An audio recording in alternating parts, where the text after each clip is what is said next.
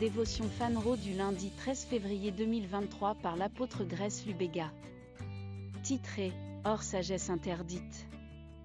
1 Corinthiens 2h7 KJV, mais nous disons la sagesse de Dieu dans un mystère, même la sagesse cachée, que Dieu a ordonnée devant le monde pour notre gloire.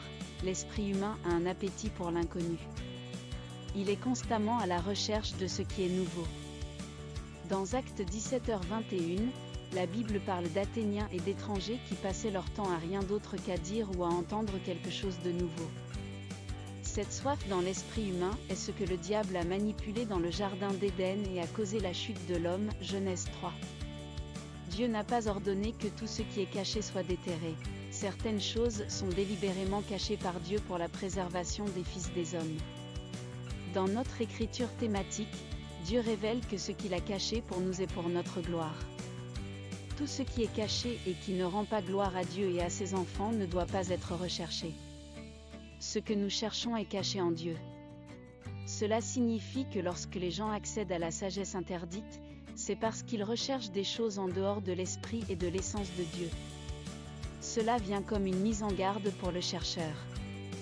Bien que nous ayons la liberté de sonder les profondeurs de l'esprit, de marcher dans le domaine spirituel et de nous familiariser avec le monde de l'invisible, nous devons nous garder d'ouvrir notre esprit à ce qui est interdit par Dieu.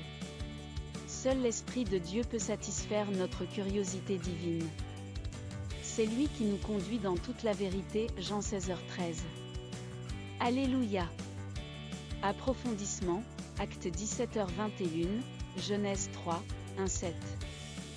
Golden Nugget, bien que nous ayons la liberté de rechercher les profondeurs de l'esprit, de marcher dans le domaine spirituel et de nous familiariser avec le monde de l'invisible, nous devons nous garder d'ouvrir nos esprits à ce qui est interdit par Dieu.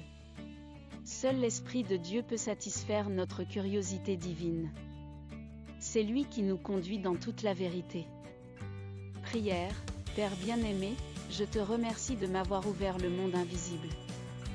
Je connais profondément le royaume des esprits. Même avec cette connaissance, je ne marche pas seul mais je suis conduit par le Saint-Esprit.